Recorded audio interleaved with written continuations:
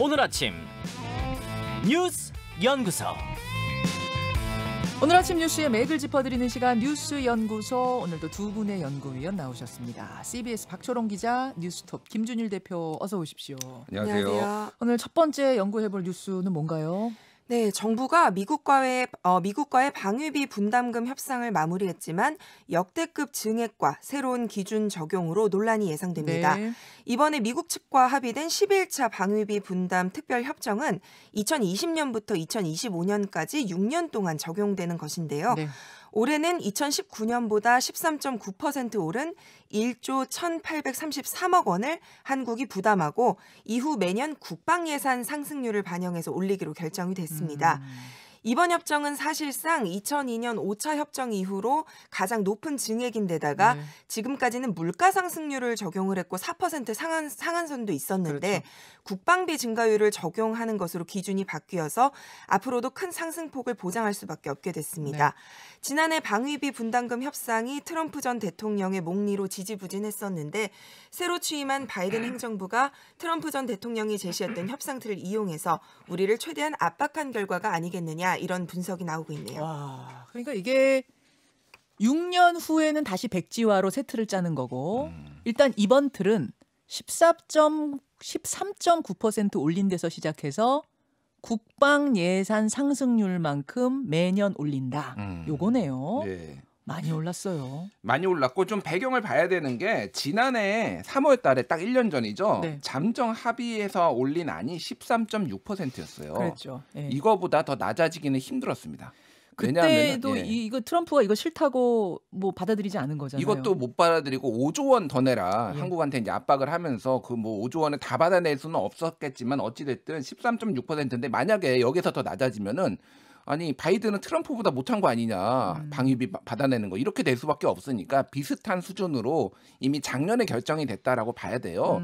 다만 이제 눈에 띄는 것은 이 방위비가 이 국방비하고 연동이 됐다. 우리 한국의 국방비 증가율하고 이런 게 처음이잖아요. 처음이에요. 예. 왜냐하면은 이 국방비 증가율은 훨씬 높습니다. 물가 상승률보다. 맞아요. 그래서 내년도 이미 4.5%로 이미 결정된 상황이고 지금 뭐 매년 5% 정도가 오를 것 같아요. 그러면 보통 물가 상승률은 1에서 2%거든요. 예, 예. 훨씬 높고 지금까지 역대 방위비 분담금도 2%에서 많아봤자 4%. 왜냐면 4% 상한선이 있었어요, 그동안.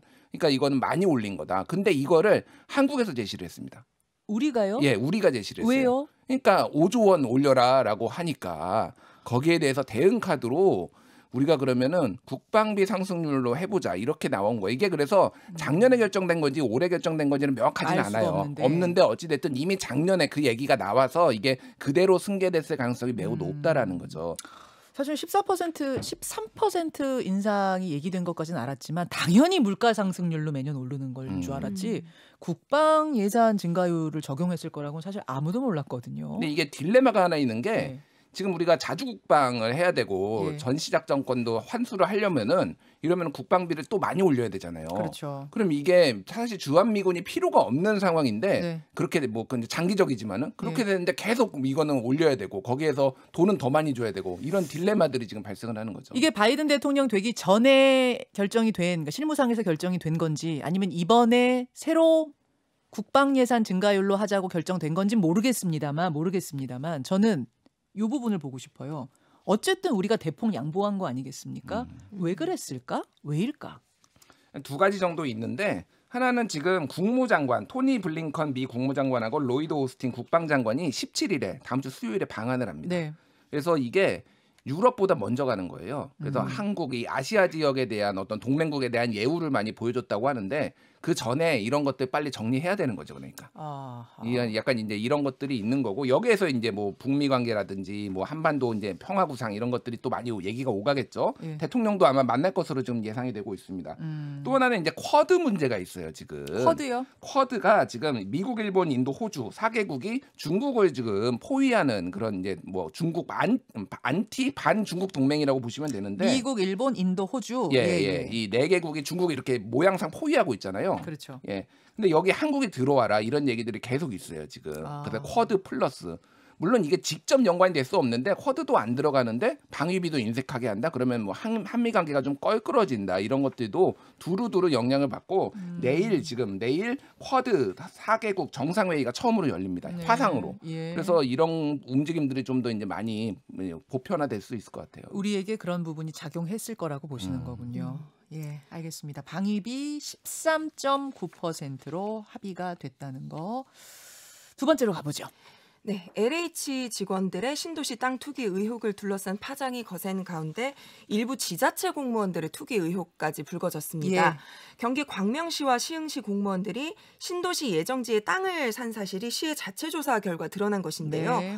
광명시와 시흥시는 어제 자체 조사 결과 각각 6명, 8명이 신도시 부지에 땅을 소유했다고 밝혔습니다. 한편 투기 의혹을 받고 있는 LH 직원들의 수도 점점 늘어나고 있는 상황이거든요. 그렇죠. 거기다가 일부 여당 의원들과 공직자 가족들의 신도시 예정지와 주변 토지 소유 사실도 드러나면서 네. 사건이 일파만파 커지는 모양새입니다. 정부는 LH 직원들의 3기 신도시 투기 의혹 수사를 경찰이 전담하도록 하고 경찰청 국가수사본부와 대검찰청 간 협의체를 만들기로 했습니다. 경찰이 전담을 하되 대검찰청, 검찰이 도와주는 느낌으로 이렇게 협의해서 가라. 자, 김준일 기자. 예. 와, 이게 뭐 하룻밤 자고 나면 또 툭, 하룻밤 자고 나면 또 툭툭 계속 터져요. 일단 기사를 다 못 읽겠습니다. 너무 많아가지고. 기자도 따라가기 어려울 예. 정도죠. 너무 많아서 일단은 이 광명하고 시흥 같은 경우에는 자체적으로 조사를 한 거고 네. 여기에서 나온 것들도 직접적으로 관련은 없다라고 한 건데 이게 뭐 며칠 만에 자체 조사 며칠 만에 이게 다 드러났을 것인가에 대한 의구심이 들 수밖에 없는 거죠 지금. 네. 그래서 뭐 신고가 안 된 것들이 분명히 나올 것이다라고 볼 수밖에 없고 지금 이게 점점 커지고 있는 게 정치권으로 지금 번지고 있어요. 어저께 저희가 양이원영 의원에 대해서 그 모친이 네. 뭐 이제 기획부동산 쪽에 뭐 이제 말을 듣고 샀다 뭐 이런 해명은 이제 전해드린 적이 있잖아요. 네. 근데 지금 양양자 최고위원 음흠. 그리고 좀 김경만 의원 부인 여기도 지금 이 지역에서 완전 3기 신도시는 아니지만은 화성하고 뭐 이런 3기 신도시 인근 지역에 땅을 산 것으로 확인이 됐고 김경만 의원 부인 같은 경우에는 임야를 샀는데 공동으로 105명, 47명이 공동 소유를 했어요. 그러니까 쪼개기라는 거고. 그건 전형적으로 쪼개기니까 이거는 어찌 됐든 뭐 투기 의도가 사실상 있었다라고 봐야죠. 신도시 지역이든 아니든. 양향자 최고위원 같은 경우는 그린벨트 지역, 그러니까 맹지를 샀다 지금 그런 거죠. 맹지를 화성 비봉에 맹지를 산 것인데 네. 여기가 본인 주장으로는 여기에다가 이제 은퇴한 뒤에 전원주택을 지으려고 했다. 근데 거기에 350m와 떨어진 곳에 화성 비봉 공공주택지구가 있거든요. 그리고 여기도 개발될 것이라는 얘기가 한동안 떠돌았어요. 예. 그러니까 이것도 사실상 투기 아니냐 이런 의혹들이 나오고 있는 거고 양양자 최고위원 같은 경우에는 LH공사 이번에 처음에 터졌을 때 자진 신고하면 책임 묻지 말고 이익만 포기하게 하자. 뭐 이런 발언도 해가지고 좀 이제 뭐 문제가 무리를 일으켰었거든요. 여러모로 조금 특히 이제 여당 의원들한테 많이 이렇게 나오고 있는데 야당이라고 없겠느냐. 이제 뭐 그런 뭐 정치권 전반에 이런 게 많을 것이다 이런 생각이 들 수밖에 없는 거죠. 이러면 이제 다 전수조사해봐야 되는 거 아니냐 이제 이렇게 얘기가 갈 것 같은데 네. 어디까지 파장이 갈지 모르겠어요. 일단 오늘 합조단에 합동조사단이 있고 합동수사본부가 따로 있습니다, 여러분. 일단 합조단이 찾아내는 것까지를 하거든요. 합조단의 1차 조사 결과 발표가 있죠. 네, 오늘 1차 조사 이제 전수 조사 결과가 발표가 되는데요. 이제 1차 조사 대상자가 지금 한 국토부 직원 4,500명, 네. LH 직원 9,900명, 뭐 해서 10,000명이 넘어요. 15,000명 정도가 되는데. 그럼 1차 조사는 LH 직원하고 국토부 직원만 한 거죠? 뭐 공직자 다 하고 이런 건 아니고. 이제 뭐 지자체, 시 지자체라든지 광명시, 시흥시 공무원들처럼 지자체라든지 네네. 또 일부 이제 지역 공기업 직원들도 몇천 명씩 이제 좀 포함이 됐습니다. 아, 그래요? 네. 그렇게 한 결과가 오늘 발표된다.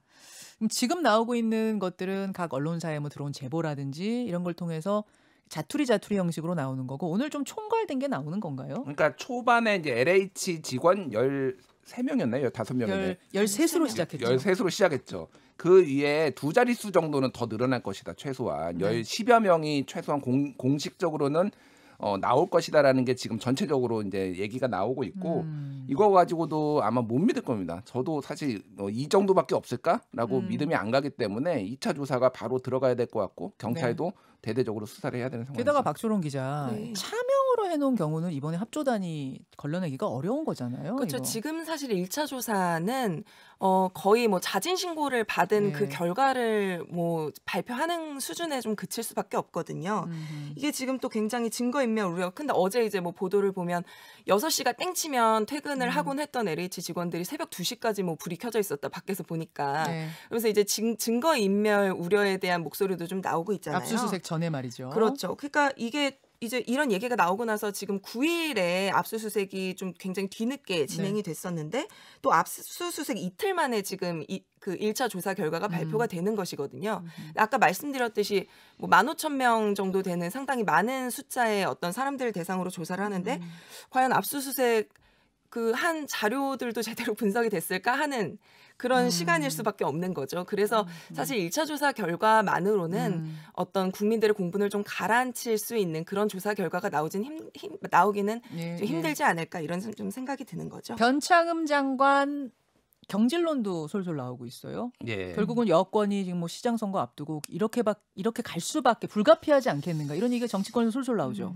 변창흠 장관 시절에 있었던 것이고 그리고 변창흠 장관이 어찌 됐든 뭐 이렇게 좀 뭐 비호하는 거 아니냐 이런 식의 발언들을 좀 하면서 여러 질타가 있었죠. 그래서 과거의 구의역 사건 같은 경우에는 네. 그 청년이 부주의해서 그런 거 아니냐 이런 식의 취지의 발언을 하고 이번에 투기 사건에 대해서는 투기 목적으로 한 것은 아닐 것이다 이런 식으로 하면은 이게 납득이 안 되는 거죠. 그러니까 뭐 투기하려면 거기 그런 식으로 하지 않았을 거다 이런 취지로 얘기한 이런 거 취지로 문제가 얘기를 됐잖아요. 했어요. 네. 그러니까 여론이 너무 안 좋기 때문에 지금 뭐 지금 최근에 그 서울시장 그 여론조사를 보면은 박영선 후보가 아주 큰 폭으로 좀 폭이 더 벌어지게 밀리고 있어요. 좀 타격을 지금. 제대로 받고 있어요. 타격을 이 직접 LH 타격을 건에. 받았어요. 예, 예. 그러니까 이거는 분위기 전환을 위해서도 변창흠 장관을 경질해야 되는 거 아니냐. 근데 그거를 이제 의원들이나 직접 공개적으로 발언은 못 하고 그런 얘기들이 돌고 있군요. 언론에 이제 살짝 흘리는 흘리는 식으로. 거죠. 그런 식으로 지금 돌고 있는 거죠. 알겠습니다. 오늘 뭐 1차 조사 결과 지켜보고 내일 또 얘기를 하도록 하고 세 번째로 넘어갈까요, 박 기자? 네, 백신 전문 기업 SK 바이오사이언스가 공모주 청약에 63조를 넘게 모으면서 역대 최대 증거금 기록을 경신했습니다. SK 바이오. 네. 지난해 카카오 게임즈, 뭐 빅히트 엔터테인먼트의 기록을 훌쩍 뛰어넘은 건데요. 네. 약 240만 개 계좌가 청약에 참여했다고 하는데 최다 청약 건수 기록도 지금 갈아치웠습니다. 일부 증권사들의 경우에는 인터넷 청약 신청 시스템이 일시 다운되기도 할 정도였다고 하네요. 세상에. 오는 18일 상장일의 주가 흐름에 따라서 만약에 시초가가 공모가의 2배가 되는 따상 이것에 성공을 하면 네. 주가는 16만 9천 원까지 치솟게 되는데요. 다만 각 증권사별로 청약 계좌 수가 균등 배정 물량보다 더 많으면 무작위 추천 방식으로 바뀌기 때문에 네네. 소액 투자자가 지금 대거 몰린 상황에서 한 주도 받지 못하는 청약자가 속출할 수 있다. 이런 가능성도 제기가 되고 있습니다. 역대 최대 자금이 몰렸는데 어마어마하네요. 63조 원? 예. 일단 지난해 이제 청약 열풍이 불 때보다 금액이 더 많다라고 하는 거는 지금 증시가 약간 조정 상황이잖아요. 조정기예요. 그거는 SK 바이오에 대한 기대감이 원체 크다. 왜냐하면 지금 아스트라제네카를 비롯해서 각종 그 코로나 백신 위탁 생산하고 있거든요. 네네. 이거 그러면 계속 잘 나갈 거다 이런 기대감이 반영이 된 것이고 문제는 이제 그 작년에도 그렇고 1억 원 넣으면은 10주 받고 뭐 이런 식으로 고액 자산가들이 싹쓸이를 하니까 넣으면은 일단은 청약을 하면은 한 주라도 다 주는 방식으로 이제 바꿨거든요. 근데 이거를 제도 보완을 안 한 거예요. 그래가지고 지인 친척 다 계좌를 쫙 만들어가지고 한꺼번에 또 10명, 20명, 30명이 다는 거예요. 그러니까 아까 얘기했듯이 이게 물량보다 더 넘으니까 그러면 이제 추첨을 한다는 거거든요. 예. 그러면 한 주라도 당연히 받겠지라고 했었던 사람들이 못 받는군요. 못 받는 영주가 이제 상황이 와서 이거에 대해서는 정부가 이렇게 제대로 바꿨으면은 보완책도 만들어야 되는데 이런 것들은 전혀 못 막는 게 투기 사태 방지한 거하고 똑같지 않나 저는 그렇게 보이네요. 예. 편법 중복 청약. 예. 요거에 대한 보완책 필요하단 말씀. 그래요. 이게 그러니까 결국 이번에 굉장히 이렇게 몰리게 된 게 지금 시스템이 미비하니까 지금은 복수 증권사를 통해서 네. 청약이 가능한데 이제 그게 안 되다 보니까 지금 무슨 말까지 나오고 있냐면 이게 마지막 로또다 이런 얘기까지 인터넷에서 좀 떠돌고 있거든요. 그러니까 결국에는 이거 지금 해야 된다 이런 네. 약간의 심리적인 요인이 사돈의 작용을 하고 8천까지 다 끌어들여가지고 네. 지금 된 거예요. 그러다 보니까 돈이 이렇게 몰린 거예요. 네, 그렇죠. 와, 참 여기까지 두 분 수고하셨습니다. 감사합니다.